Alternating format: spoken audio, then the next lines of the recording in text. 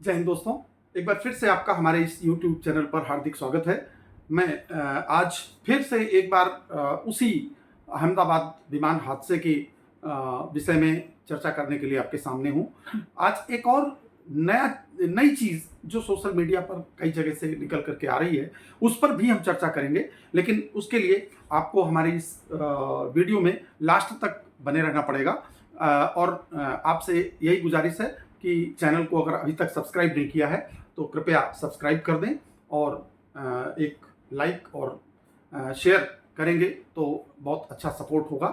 इसके साथ ही मैं इस विमान हादसे के विषय में जो मुख्य बिंदु निकल करके आया था वो पहले दिन से यही समझ में आ रहा है कि इंजन्स की पावर लॉस हुई है। पावर क्यों लॉस हुई है इस पर सारा फोकस है और इसी की इन्वेस्टिगेशन चल रही है और इसी की इन्वेस्टिगेशन इन्वेस्टिगेटिंग एजेंसीज भी कर रही होंगी। अभी एक कुछ चीजें जो निकल करके आई, जैसे जो बर्ड स्ट्राइक की बात शुरुआत में कही गई थी वो तो समझ में बिल्कुल बाहर है। वो बर्ड स्ट्राइक वाला मामला समझ में आता नहीं है।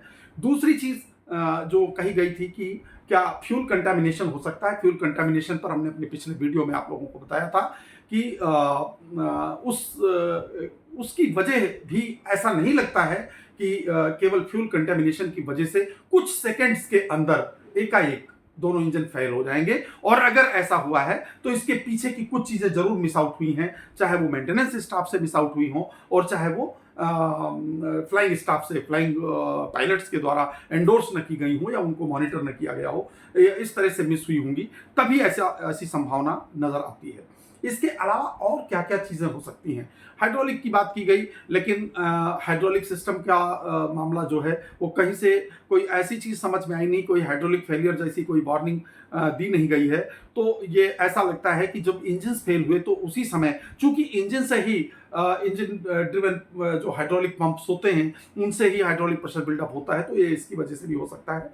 तो अब बात एक समय निकल करके आ रही है जो सोशल मीडिया के माध्यम से भी, और ये चीज़ें कही जा रही हैं कि जो पायलट की सीट थी, जो पायलट की सीट का एक जो लॉक पिन, उस लॉक पिन के मिस होने से या उसके फेल होने से जब एयरक्राफ्ट एयरबोर्न हो रहा था और वो मोमेंटम के साथ जब हाइट को गेन करने के लिए जब फॉरवर्ड पुश में था, तो उसी समय वो लॉक पिन का फेल होना और सीट पीछे को स्लाइड हुई एकाएक।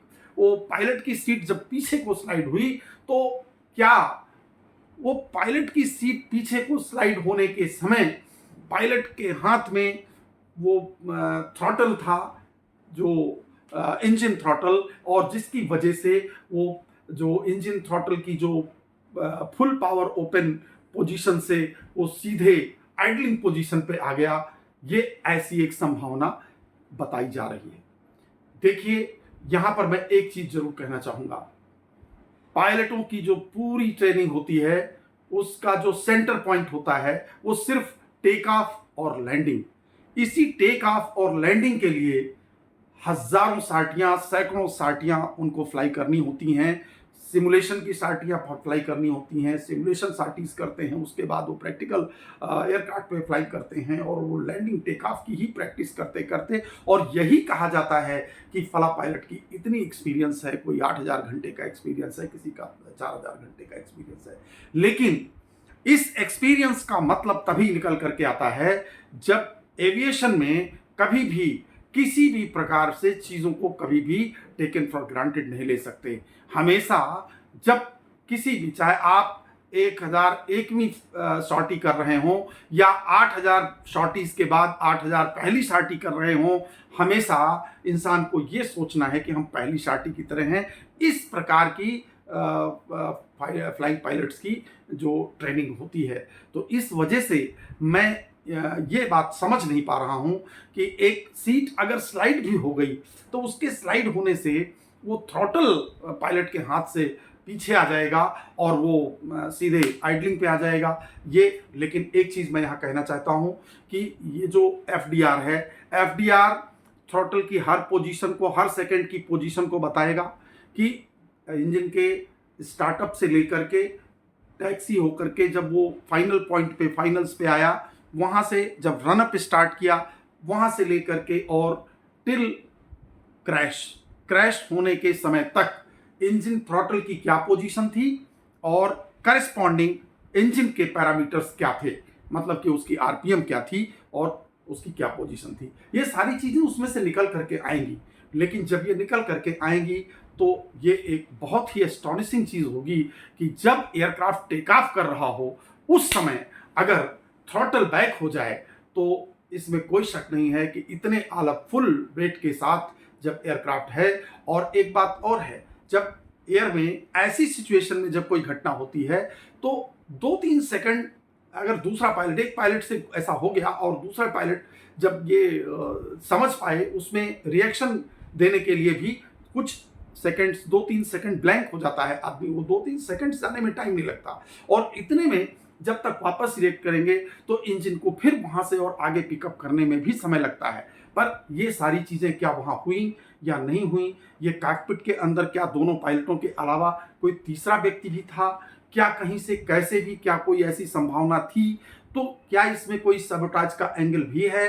अब ये सारी चीज़ें जब निकल करके आएंगी और जब तक ये सारी इंक्वायरी कंप्लीट हो करके एक कॉन्क्रीट डिसीजन जब तक पब्लिक में डोमेन में नहीं आता, तब तक के लिए ये हमारी एयर इंडिया पूरी तरह से एक संशय में है। और साथ ही साथ जो लाखों पैसेंजर्स का डेली का आवागमन है उनके कॉन्फिडेंस लेवल को 100% बनाए रखने के लिए ये बहुत ही आवश्यक है कि उस फ्लाइट में क्या हुआ इसका बिल्कुल वस्तुतः विश्लेषण वो आना चाहिए। और मुझे पूरी उम्मीद है कि वो ज़रूर पब्लिक डोमेन में भी आएगा और ये हम सबको पता चलेगा।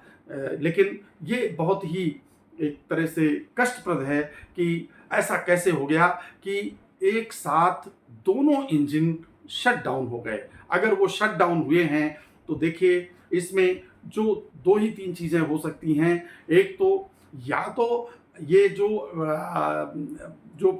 थ्रॉटल कंट्रोल है वो उस पोजीशन में आपके आइडलिंग पोजीशन में थ्रॉटल का आना और देन उसके बाद में तो फिर डिजास्टर होना ही था।